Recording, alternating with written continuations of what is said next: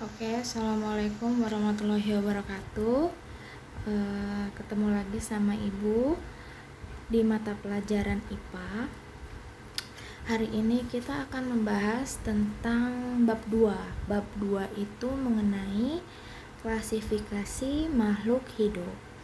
Oke, kita simak bersama-sama ya. Sebelum kita memasuki klasifikasi makhluk hidup, kita itu harus tahu apa ciri-ciri makhluk hidup ya. Ciri-ciri dari makhluk hidup yang pertama adalah pasti dia bernafas ya. Makhluk hidup itu pasti bernafas. Bayangkan kalau makhluk hidup itu tidak bernafas, berarti dia tidak dikatakan sebagai makhluk hidup ya. Yang kedua, makhluk hidup pasti memerlukan makanan dan minuman. Dalam mencari makan dan mencari minuman, terutama dalam mencari makanan, makhluk hidup itu diklasifikasikan menjadi 3 atau dikelompokkan menjadi 3. Ada makhluk hidup pemakan daging, karnivora kita sebutnya. Ada makhluk hidup pemakan tumbuhan, kita sebut herbivora. Dan yang ketiga, ada yang pemakan daging dan tumbuhan, kita sebutnya omnivora ya. Kemudian ciri makhluk hidup yang ketiga itu pasti dia bergerak ya. Kemudian ciri-ciri yang selanjutnya, makhluk hidup itu pasti mengalami pertumbuhan dan perkembangan. Contohnya, kamu dalam praktek misalkan menanam biji kacang hijau ya, itu contoh pada tumbuhan. Biji kacang hijau tersebut jika nanti diberikan perawatan, itu akan tumbuh menjadi besar, lama kelamaan akan menjadi besar. Dari biji kemudian dia akan menjadi individu yang kecil, kemudian menjadi individu yang dewasa. Itu yang disebut sebagai tumbuh dan berkembang. Manusia juga mengalami tumbuh dan berkembang. Contohnya, pada saat di dalam rahim, pada saat di dalam perut kandungan ibu, itu kita mengalami pertumbuhan dan perkembangan juga. Kemudian ketika kita sudah lahir, itu akan mengalami pertumbuhan. Dari mulanya kita bayi, tahapan pertama itu bayi, kemudian balita, kemudian tumbuh besar menjadi batita, habis batita itu anak-anak, setelah anak-anak kita mengalami fase remaja, setelah mengalami fase remaja kita mengalami fase dewasa, setelah dewasa mengalami fase tua, menua. Itu yang dimaksud sebagai tumbuh dan berkembang. Kemudian ciri-ciri makhluk hidup selanjutnya itu adalah berkembang biak. Apa tujuan berkembang biak? Berkembang biak itu memiliki tujuan untuk memperbanyak populasi suatu individu. Jadi untuk meminimalisir suatu kepunahan kalau misalkan pada hewan ya. Kemudian manusia juga mengalami berkembang biak dengan cara reproduksi ya. Reproduksi itu bermacam-macam. Kalau pada hewan itu kita terbagi menjadi 3 golongan. Ada reproduksi dia dengan cara bertelur, kemudian ada cara beranak atau melahirkan, dan ada cara kedua-duanya. Nah, kalau yang bertelur kita sebutnya itu adalah ovipar. Kalau beranak vivipar, kedua-duanya ovovivipar ya. Kalau manusia ini berkembang biak dengan cara melahirkan, karena manusia ini tergolong ke dalam mamalia. Kemudian nanti kita akan bahas klasifikasinya. Nah, kemudian ciri-ciri selanjutnya itu adalah peka terhadap rangsang. Maksudnya seperti apa? Peka terhadap rangsang ini kita sebutnya adalah iritabilitas. Contohnya pada tumbuhan putri malu. Pada tumbuhan putri malu itu jika kita sentuh, daunnya akan menguncup. Itu adalah salah satu dia untuk mempertahankan dirinya, yaitu peka terhadap rangsangan ya. Kemudian yang terakhir itu adalah menyesuaikan diri terhadap lingkungannya, atau kita sebutnya adaptasi. Adaptasi ini itu di sini itu salah satu tujuan untuk mempertahankan diri ya. Ini merupakan ciri-ciri makhluk hidup. Kemudian selanjutnya kita akan bahas tentang klasifikasi makhluk hidup. Apa itu klasifikasi? Klasifikasi adalah pengkelompokan makhluk hidup berdasarkan jenis, bentuk tubuh, ataupun karakteristiknya. Contoh, pada manusia. Pada manusia, misalkan satu kelas itu memiliki berbagai macam, ada dua gender. Gender itu jenis kelamin, yaitu laki-laki dan perempuan. Gender itu termasuk pengklasifikasian makhluk hidup. Jadi terbagi menjadi dua jenis kelamin, ada wanita, ada pria. Kemudian nanti di dalam satu kelas tersebut ada lagi pengklasifikasian berdasarkan bentuk rambut. Contoh, ada bentuk rambutnya dia lurus, ada gelombang, ada keriting, dan sebagainya. Kemudian pengklasifikasian berdasarkan warna kornea mata. Ada yang warnanya biru, ada yang warnanya merah, ada yang warnanya coklat, dan sebagainya. Itu salah satu pengklasifikasian makhluk hidup atau pengkelompokan makhluk hidup. Tujuannya apa? Pengklasifikasian makhluk hidup ada 3 tujuannya. 1. Supaya lebih mudah dalam mempelajari setiap makhluk hidup, ya. Kemudian yang kedua, mengetahui hubungan kekerabatan makhluk hidup. Kekerabatan itu apa? Hubungan dekat. Contoh, misalkan kamu menemukan satu tukang buah, ya. Di tukang buah tersebut memiliki jenis-jenis jeruk. Ada jeruk mandarin, ada jeruk bali, ada jeruk malang, ada jeruk dan sebagainya. Nah, mengetahui hubungan kekerabatan makhluk hidup. Kemungkinan itu antara jeruk bali dan jeruk mandarin ada seperti apakah kita akan membuktikan apakah jeruk bali dan jeruk mandarin itu satu keturunan atau tidak. Nah, kalau misalkan dia satu keturunan, berarti hubungan kekerabatannya itu dekat atau satu jenis, seperti itu. Itu yang dimaksudkan dengan klasifikasi makhluk hidup, tujuannya seperti itu. Yang ketiga, menyederhanakan bidang studi, ya. Kemudian pada klasifikasi makhluk hidup itu kita memiliki aturan penamaan baku bagi organisme. Kita sebutnya itu adalah binominal nomenklatur. Itu adalah aturan penamaan baku. Contoh, nah ini adalah contoh penamaan binominal nomenklatur. Di sini ada nama Indonesianya, kemudian ini nama ilmiahnya. Ibu, kenapa ada nama ilmiah? Ya, nama ilmiah itu harus kalian sudah terbiasa dari kelas 7. Karena apa? Nama ilmiah ini digunakan untuk nama, biasanya kita dalam mempelajari biologi itu menggunakan nama ilmiah gitu. Kemudian di sini ada nama Indonesianya, ini adalah jenis-jenis tumbuhan. Kemudian nama ilmiahnya itu ada contoh melinjo. Melinjo ini nama ilmiahnya itu adalah Gnetum gnemon, ya.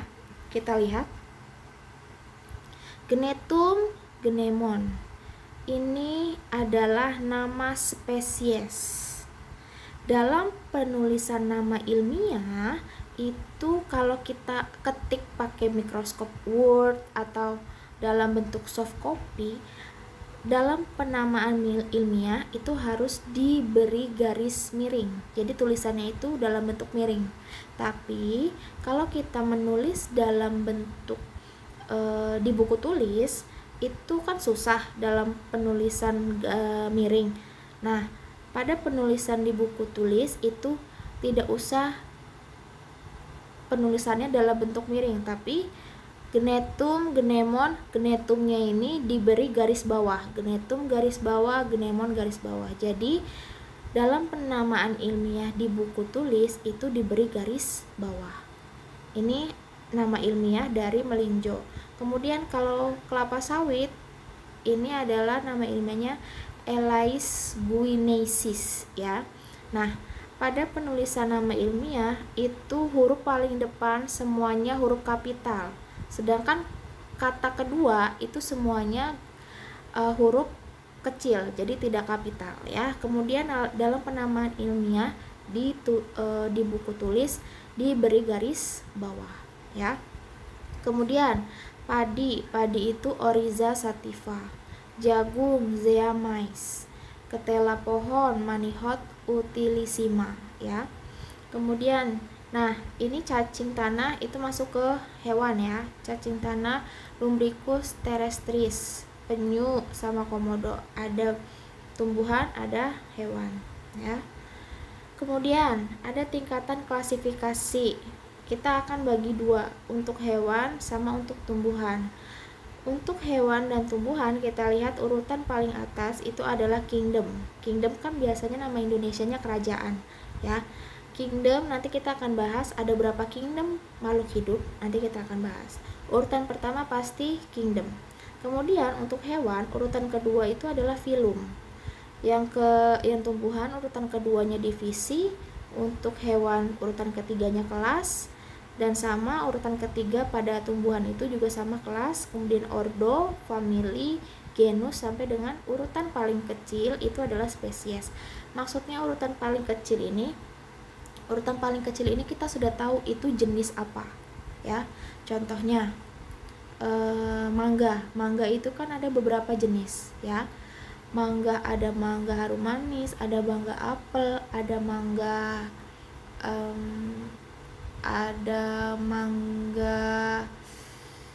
gedong dan sebagainya. Nah, mangga harum manis itu adalah jenis spesies, mangga gedong itu adalah jenis spesies ya. Nah, kemudian contohnya dalam penamaan klasifikasi makhluk hidup, di sini ada kita buat ada tumbuhan, ada hewan, ada tumbuhan, ada hewan ya. Kingdom animalia, manusia, tadi kan Ibu sudah bilang manusia itu termasuk ke animalia. Berarti dia mirip hewan dong, Bu? Tidak mirip hewan, tetapi struktur tubuhnya atau cara kerjanya hampir sama seperti hewan ya. Kemudian ini manusia, harimau, kucing, dia masuk ke animalia, makanya kita kingdomnya itu adalah animalia. Filumnya dia chordata, untuk manusia, harimau, chordata juga. Nah, ini bisa dilihat ya. Nanti kita akan bahas satu-satu, ini secara garis besar saja.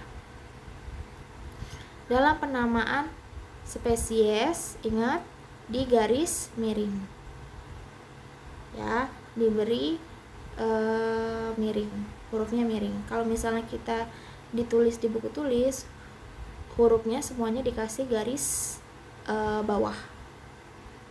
Kemudian kita akan membahas tentang sistem 5 kingdom. Tadi kingdom kita bahas ada kingdom animalia, ada kingdom tumbuhan yaitu plantae. Nah, ternyata sistem kingdom itu ada 5. Ada animalia untuk hewan, ada plantae untuk tumbuhan, ada protista. Protista ini adalah makhluk mikroorganisme atau makhluk kecil. Dia merupakan jenis bakteri tetapi memiliki warna hijau, mirip seperti tumbuhan. Jadi ini adalah hewan yang mirip seperti tumbuhan. Kemudian ada fungi. Fungi ini jamur. Jamur mirip nggak, Bu, sama tumbuhan? Tidak ya, walaupun dia sepintas seperti tumbuhan, tetapi ciri-cirinya itu beda sekali dengan tumbuhan. Makanya dia dipisahkan kingdomnya dari tumbuhan. Dia itu bukan tumbuhan ya. Kemudian Monera. Monera ini adalah jenis bakteri. Kita hari ini akan membahas tentang animalia dulu. Kemudian dilanjutkan dengan plantae ya. Oke, animalia. Animalia terbagi menjadi 2. Ada vertebrata, invertebrata. Vertebrata itu adalah bertulang belakang Sedangkan invertebrata itu adalah tidak bertulang belakang, ya. Nah, vertebrata itu ada apa aja? Ada mamalia, ada aves, ada reptil, ada amfibi, ada pisces. Mamalia ini contohnya hewan yang melahirkan, yaitu kambing, kelinci, kucing, kemudian harimau dan sebagainya. Aves ini adalah unggas. Unggas itu contohnya ayam, kemudian burung, kemudian burung elang dan sebagainya, ya, bebek dan sebagainya. Reptil ini reptil itu jenis contohnya ada ular, ada buaya, kemudian ada kura-kura, penyu dan sebagainya. Amfibi ini adalah jenis katak dan kodok. Bedakan katak dengan kodok, ya. Nanti kita akan bahas perbedaan katak dan kodok.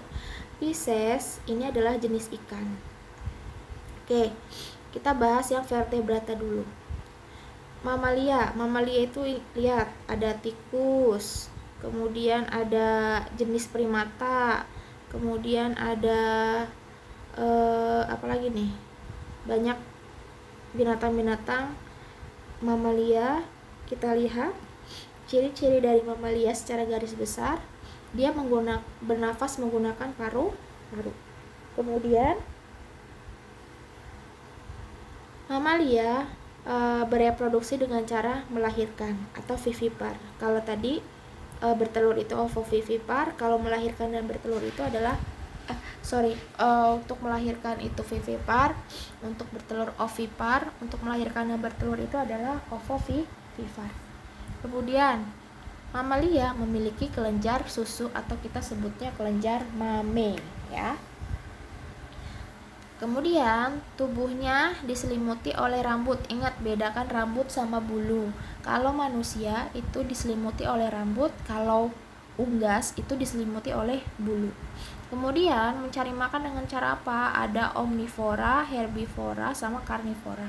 Tadi herbivore itu tumbuhan, karnivor itu pemakan hewan, pemakan daging, omnivore pemakan segala, ya.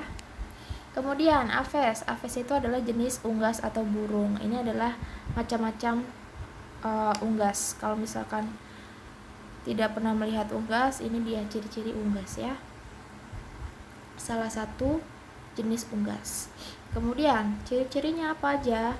Kalau unggas ini bernafas menggunakan paru-paru dan pundi-pundi udara. Kenapa ada dua? Ya, pada saat dia bertengger, contohnya burung, pada saat bertengger, burung tersebut bernafas menggunakan paru-paru. Tapi pada saat terbang, burung tersebut bernafas menggunakan pundi-pundi udara. Kemudian, reproduksinya dengan cara bertelur, tidak memiliki kelenjar susu, tubuhnya diselimuti oleh bulu, mencari makan ditentukan dengan jenis paruhnya. Apa saja jenis paruhnya? Nah, ini adalah untuk jenis paruh.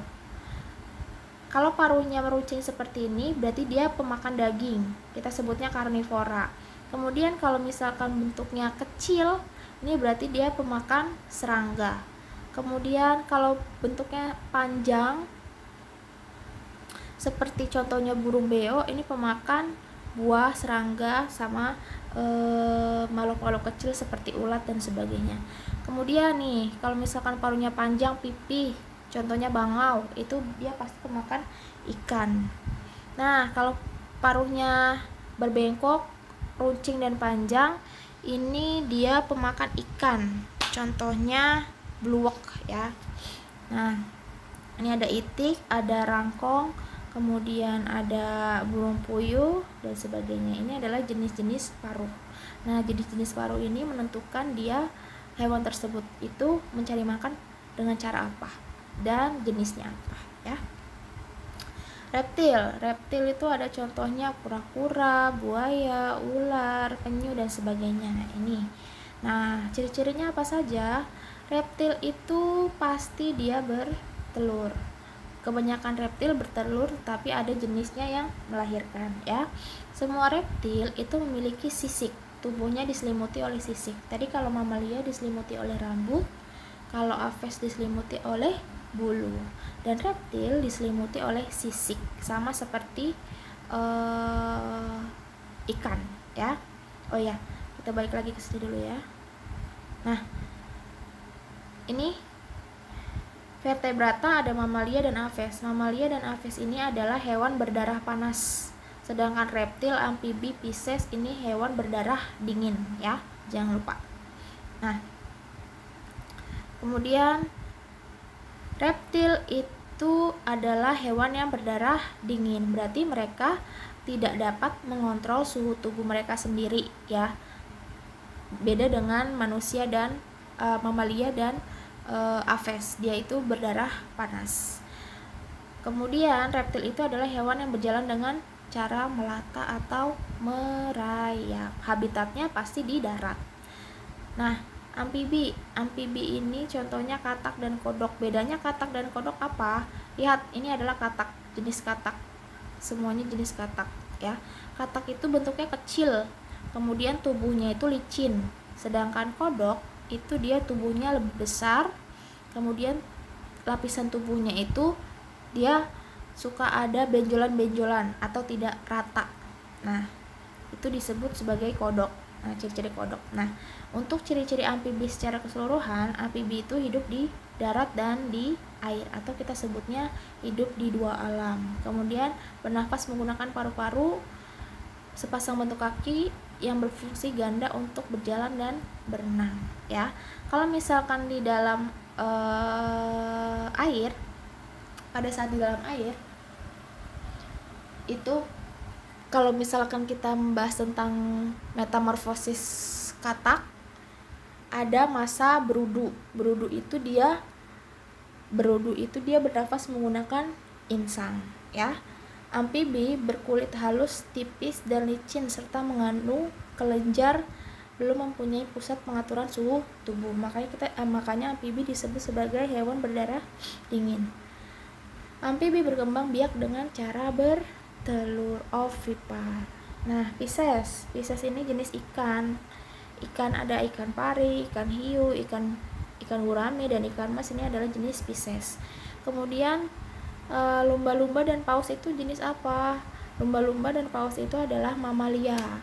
Tapi mirip Bu sama ikan. Ya, dia habitatnya saja di air, tetapi dia bernafas menggunakan paru-paru ya. Makanya dia disebut sebagai mamalia. Ciri-ciri Pisces. Pisces itu habitatnya di air dan bernafas menggunakan insang. Hewan ini mempunyai sirip. Sirip itu berfungsi untuk menentukan arah gerak di dalam air dan memiliki gurat sisi untuk mengetahui tekanan air ya. Nah, termasuk hewan berdarah dingin. Pisces ini termasuk hewan berdarah dingin. Suhu tubuhnya disesuaikan dengan lingkungan. Kemudian Pisces ini berkembang biak dengan cara bertelur. Oke, sampai sini pembahasan kita hari ini tentang mamalia, tapi bagian vertebrata. Untuk selanjutnya kita akan membahas tentang animalia jenis invertebrata ya. Assalamualaikum warahmatullahi wabarakatuh.